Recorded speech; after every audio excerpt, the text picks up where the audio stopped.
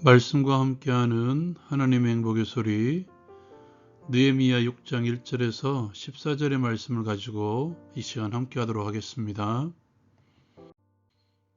느헤미야를 향한 대적들의 음모는 더욱더 교묘해집니다.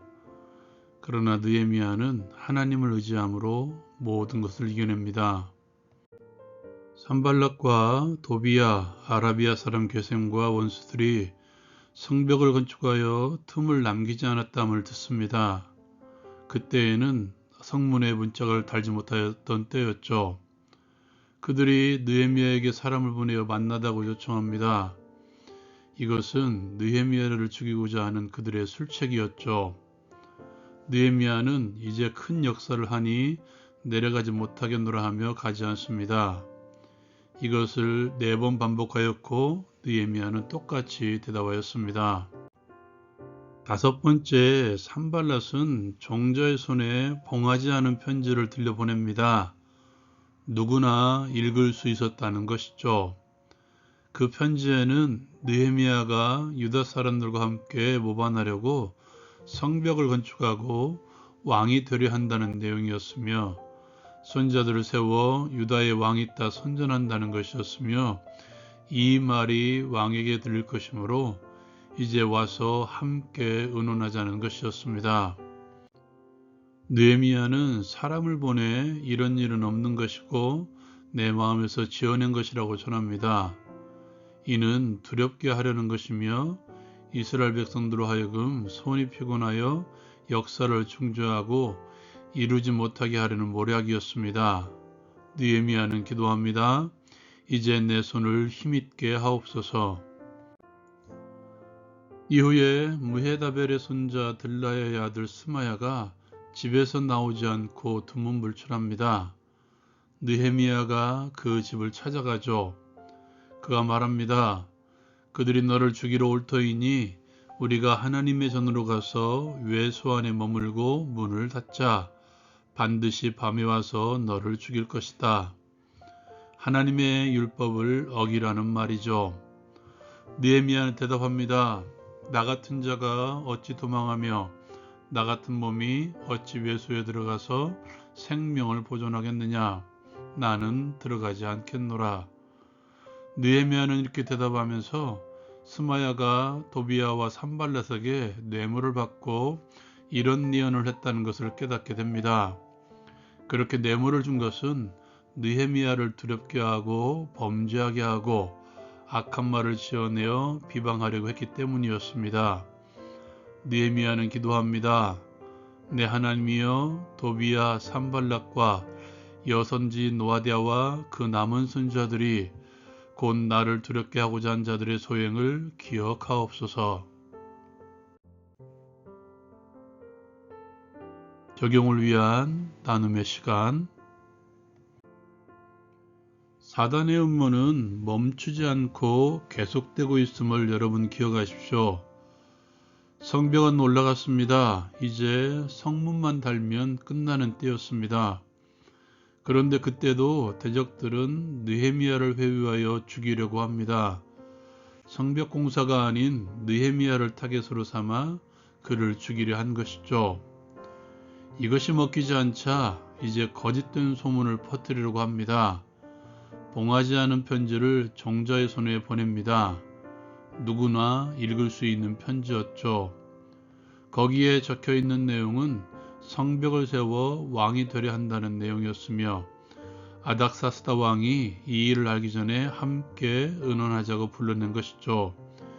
이 또한 느헤미야를 죽이고자 한 것이었으며 마지막으로 분열시켜 역사를 중지하게 하고 이루지 못하게 하려는 것이었습니다. 그들은 거기서 멈추지 않았습니다. 산발랏은 내부의 사람을 매수합니다. 그것도 말씀을 맡은 선자들을 뇌물을 주어 매수하죠. 살해의 위협을 피해서 성소 외전으로 들어가 수물하는 선자의 유혹. 이것은 말씀을 어기는 것이었습니다.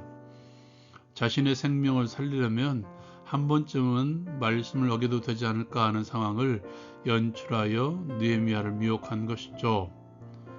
이처럼 대적들은 끊임없이 집요하게 다양한 방법으로 느헤미야를 회유하고 압박해 온 것입니다. 그렇다면 오늘날은 다를까요? 비록 사단의 머리는 깨졌지만 아직도 살아있는 꼬리로 끊임없이 집요하게 다양하게 나를 넘어뜨리고 공동체를 무너뜨리려는 사단의 집요한 유혹. 공동체를 무너뜨리기 위해서 결국 나를 미혹할 것입니다. 이러한 때에 우리에게 필요한 것은 분별할 수 있는 지혜이죠. 산발랏이 느헤미야를 미혹하는 방법을 보십시오. 누구나 볼 수 있는 서신, 어쩌면 소문으로 느헤미야와 이스라엘 백성들을 미혹하죠. 비록 거짓말이라도 계속해서 돌아다니다 보면 어떻게 될 것 같습니까? 그리고 함께 의논해 보자고 다가오는 호의. 마지막은 무엇이었습니까? 말씀을 맡은 자들을 매수했죠. 누구라도 신뢰할 수 있는 선지자들을 매수해서 그를 미혹해서 넘어뜨리려고 한 것입니다. 여러분, 지금 이 시대는 진리와 거짓이 뒤섞여 있는 시대입니다. 어쩌면 교회 안에서조차도 교묘하게 거짓이 진리인 것처럼 눈갑에서 사람들을 미혹하고 있죠. 때로는 잘못된 소문으로 그것이 마치 진짜인 것처럼 사람들을 미혹하기도 합니다. 더욱더 분별의 지혜가 필요한 시대라는 것이죠. 무엇이 진리이고 무엇이 거짓인지 분별할 수 있는 지혜, 무엇이 하나님의 길이고 무엇이 세상의 길인지, 하나님의 말씀에 대한 이해도 마찬가지입니다. 하나님의 의미를 제대로 전하고 제대로 알아듣고 있는지 분별할 수 있는 지혜이죠. 분별할 수 있는 지혜의 필수는 지각입니다. 바울은 영적인 아들인 디모데에게 하나님께 드리기를 힘써야 되는데 그 출발이 하나님의 말씀을 옳게 분별하는 것이라고 권면하고 있죠. 하나님의 말씀을 읽거나 듣거나 묵상할 때에도, 설교의 말씀을 들을 때에도 반드시 우리가 사용해야 될 것이 지각하는 것입니다. 알아가는 것이죠. 하나님의 말씀이 그러한가 끊임없이 탐구해 나가는 것이죠. 지각을 사용하여 말씀을 알아가십시오. 무턱대고 받아들이지 말라는 것입니다. 계속해서 지각을 사용해서 마음판에 주의 말씀을 쌓아가십시오. 그것이 나에게 지혜가 되어 상황을 판단할 수 있는 능력, 또한 참과 거짓을 판단할 수 있는 능력을 허락할 것입니다. 그리고 기도하십시오. 기도는 언제나 필수임을 기억하십시오. 오늘 말씀을 보십시오. 그리고 지금까지의 느헤미야의 태도를 보십시오. 느헤미야의 기도는 매 순간 등장하고 있습니다. 상황이 일어날 때마다 느헤미야는 하나님께 기도합니다. 내 손을 힘있게 하옵소서. 지혜가 부족할 때에는 후회 주시고 꾸짖지 않으시는 하나님께 구하십시오. 말씀에 반드시 필요한 것이 바로 성령의 조명이죠. 성령 하나님의 조명을 기대하며 기도하십시오. 우리의 길에 말씀의 빛을 비추게 하셔서 하나님의 길로 인도할 것이며 참된 길로 우리를 이끌어 유혹에서 미혹에서 사단의 음모에서 이겨낼 것입니다. 이겨낼 수 있는 능력을 줄 것입니다. 끊임없이 집요하게 다양하게 나를 미혹하는 사단의 미혹을 분별하게 하옵소서.